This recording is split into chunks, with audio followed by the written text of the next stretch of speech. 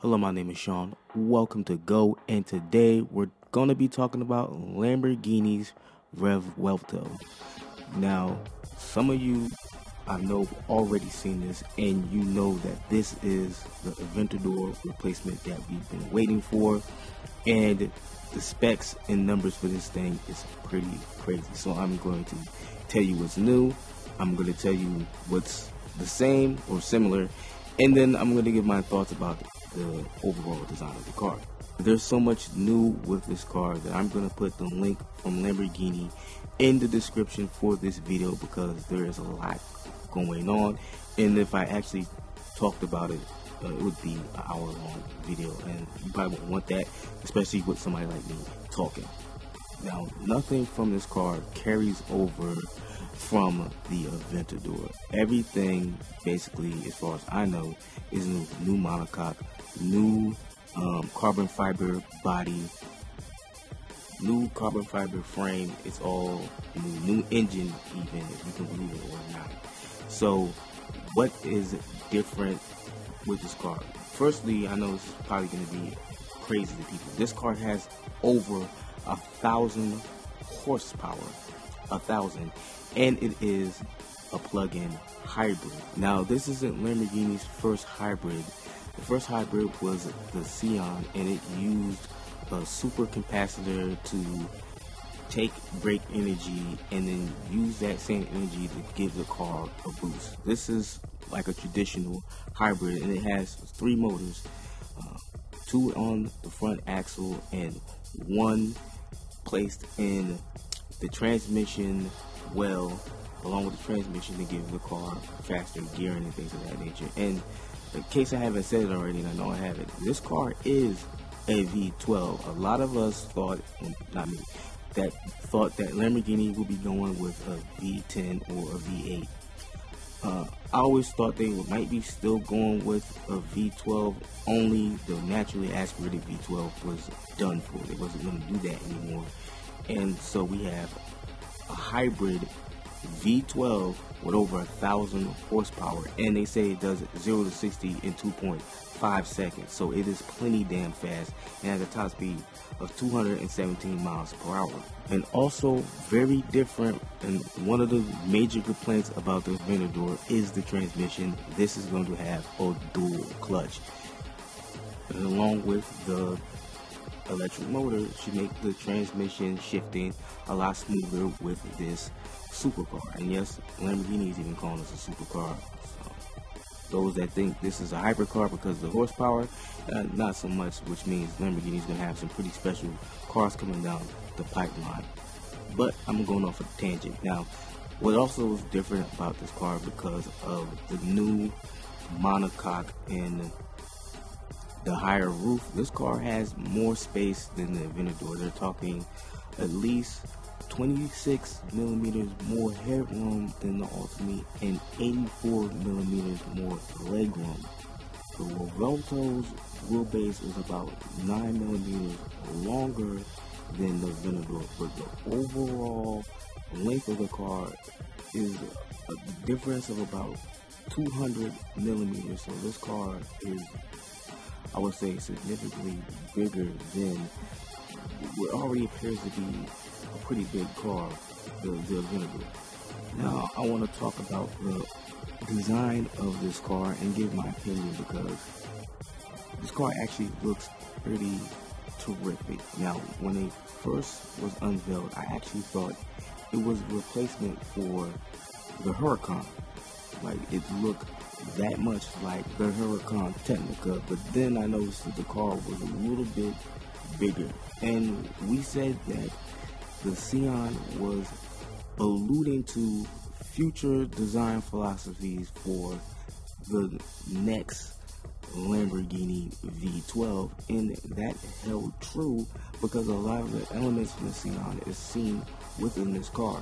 What I will say about the design of the car is the thing that surprised me the most was the flying buttresses. And don't really expect to see flying buttresses on a modern Lamborghini, but there they are. And my favorite overall part about this car is the rear end design. It isn't nuts like the cars that were before, or some of the special Lamborghinis, it's just put together nicely. So when you see it from the rear, you know that you're looking at something that's pretty special, but maybe not as special as some of the one-off Lamborghinis. And we're seeing more of the new design philosophy, which is the Y with the Lamborghini Revuelto. We've seen this first starting with, I'll say, the Terzo Millennio car that they showed off a few years, well, several years back at this point, and now we see it in this car. So before, they were going with the hexagonal design philosophy in the last generation of Lamborghinis, and now we're going to go into the Y-shape design. At least that's what it seems like. Now, I briefly want to talk about the interior design because I actually love it because of how not as overly designed and aggressive as what the Aventador was. Now, we've seen this change going on with one of their special cars where the interior wasn't as cluttered or aggressive. Now, they still have the same design cues. It's just not 1,000 other bright lights and screens cluttering up the dashboard, infotainment center, whatever you want to call it. But you can look at it and still see that it's very much Lamborghini. Now, this is Go, and I haven't done Go like this in a long time, where I talk about companies missing their golden opportunities with their cars. So, has Lamborghini missed their golden opportunity with the Aventador replacement? And I'll have to say no. Even though this car probably should have came 4 or 5 years ago, they actually picked the right time to drop this because technology moves faster than we realize. Because look at how some of the Aventador rivals have already gone out of production, such as the A12 Superfast. That car came out in 2017 and it feels and looks like a 2017 car. Not saying that it isn't great, but it has 800 horsepower, and there are a lot of cars now that have more horsepower than it that don't cost as much as it does, but probably aren't as special because they're not Ferraris. This car, which would have been a rival to the A12 Superfast, has 1,000 horsepower. And that kind of puts Ferrari in the corner, because does anybody think that 812 replacement is going to have 1,000 horsepower? Because I really don't think it will. The Lamborghini has really positioned this car to be a rival of the SF90 Stradale. And I think that's really smart of Lamborghini, because it allows them to sneak another car in their lineup if they wanted to.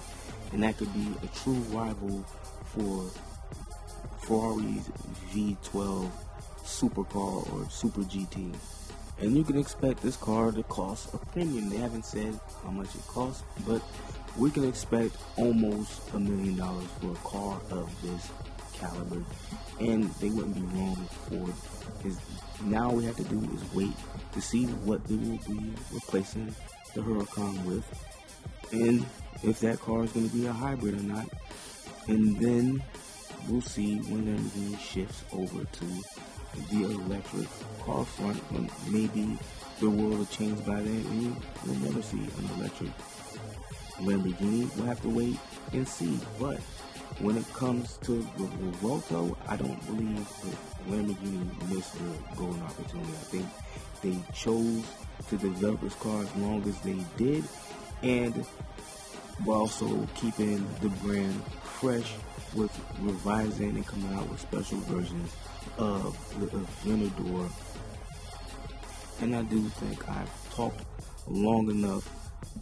Usually I would do something like this on the limit and get into more detail, but with the way I've been working and how much time I had, I believe that doing a non-scripted, off the cuff, video like this was better. And then when we get the full details of the Revuelto and we get to see it on the road, see it drive, and see how reliable and efficient it actually is, then we can do a limited video on that. And I hope you enjoyed this video. I hope you find this video informative, and I hope you share the same opinions as I do about this car and what it could do for the supercar market, and hopefully we'll see other manufacturers push to have more powerful, more efficient, better cars. So if you like the video, like the video. If you dislike the video, dislike the video. If you want to see what I got planned next, come see what I got planned next. Got on store for the channel. Really want you guys to be there with me. With that said, I'll catch you later.